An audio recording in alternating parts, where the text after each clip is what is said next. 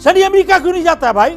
और शनि को उतारना चढ़ाना इतना आसान है तो भेजो शनि को पाकिस्तान, सबको टेररिस्ट को भस्म करवा दो, मरवा दो, खत्म करो।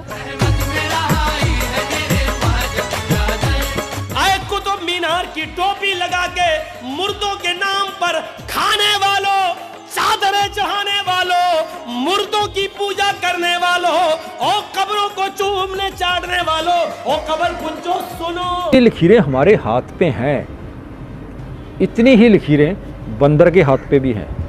तो क्या कभी किसी जोशी ने किसी बंदर का हाथ देखा है? नहीं देखेंगे, कभी नहीं देखेंगे। आस्तिक हैं, धार्मिक हैं, बहुत अच्छी बात है, लेकिन धर्म के नाम पर कहीं आपका विश्वास अंधविश्वास तो नहीं है?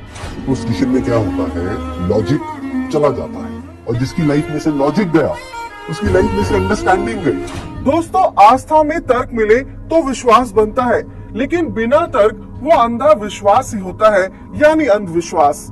और ऐसे ही कई अंधविश्वासों वाले विश्वास को लेकर आज लाखों लोग अपनी डेली रूटीन लाइफ गुजार रहे हैं, ये सोचकर कि ये तो धर्म कर्म के कार्य कर रहे हैं। इसमें अमीर गरीब अनपढ़ पढ़े लिखे सभी शामिल हैं। पैक नहीं लगा रखी तुमने, पैक लगा रखी, गांजा दो, गांजा धर्म संप्रदाय कोई भी हो, जहाँ ज्ञान का अभाव हो वहाँ भक्ति को अंधभक्ति, श्रद्धा को अंधश्रद्धा और विश्वास को अंधविश्वास बनने में देर नहीं लगती। और अंधविश्वास के इस खेल में सोचे, ये आस्था है या जाल?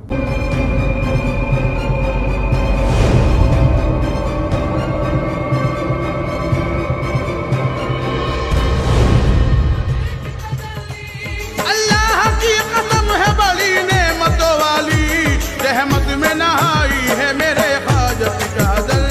आपने देखा होगा, न जाने कितने लोग दरगाह, पीर, मजार पर चादर चढ़ाते हैं और इसे अपनी इबादत बताते हैं। क्या कभी सोचा इस आस्था वाली चादर का लॉजिक क्या है? कहाँ जा रही है चादर? कि चादर जा रही है, चादर जा रही है, चादर क्या मतलब होता है? कब्र में जो लाश है वो चल नहीं सकती, बोल सुन नहीं सकती, जिसके पास जाने पर भी बू आए तो क्या कई फीट नीचे दफन इस लाश को मच्छर काटते हैं या फिर ठंड लगती है? क्यों चढ़ाई जाती है फिर ये चादरें? चढ़ती है, उतरती है, इनकी भी साइकिलिंग। अब लोग समझते होंगे कि इस चादर से साहिब मजार को फायदा है, ऐसा कुछ नहीं है। मेडिकल साइंस कहती है कि मृत्यु के बाद 12 से 24 घंटों के बाद शरीर सड़ जाता है, यानी दफन करने के कुछ ही दिनों बाद लाश कंकाल बन जाती है। दफन होने के बाद सड़ी गली लाश पीर कैसे बन जाती है? ये लाश दफनाने के बाद कैसे मन्नत पूरी करती है? एक लाश जिसे कीड़े खा गए हों, उसके ऊपर सीमेंट का स्ट्रक्चर बना देने से, उसके ऊपर माथा रखकर एक चादर चढ़ा देने और दान पेटी में पैसे डालने से कौन सा तरीका है कि आपका काम बन जाएगा? है कि इन दरगाहों या मजारों का चढ़ावा, दान या ये चादरें जाती कहाँ है? आंकड़े बताते हैं कि अकेले अजमेर शरीफ दरगाह की सालाना कमाई करीब 200 करोड़ रुपए की है। इसके अलावा छोटी बड़ी लाखों की संख्या में मजारें बनाई जा रही हैं, यहाँ तक कि फ्लाईओवर पर ही उग रही हैं। इस सब का सालाना बिजनेस करीब 2000 करोड़ के आसपास पहुंच चुका है। देश भूमि कहे जाने वाले उत्तराखंड में स्थापित हजारों अवैध मजारें आज चर्चा में हैं। यहाँ दूर दूर से लोग सजदा करने आने लगे हैं, बिना ये सोचे कि अचानक से यहाँ कौन से बाबा या कौन से पीर पैदा हो गए या दफन हो गए। इनमें एक तथाकथित पीर कालू सैयद बाबा की तो आधे दर्जन से ज्यादा मजारे चर्चा में है। इस बाबा का इतिहास भी यहाँ किसी को ठीक से नहीं पता। और तो और कालू सैयद बाबा मंदिर बनी एक मजार में कालू सिद्ध बाबा बनकर भी बैठे हैं। तो कब्र, दरगाह, मजार कमाई का जरिया बन गए हैं, कहीं कहीं तो बड़े बड़े मार्केट बन गए हैं।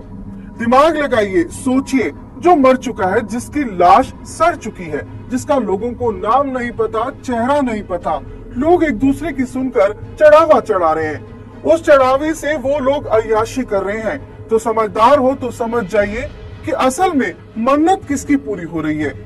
एक जागरूक नागरिक होने के नाते कम से कम 10 को इस प्रति जरूर जागरूक कीजिए, वरना ये देश मजारों पीरों का देश बनकर रह जाएगा।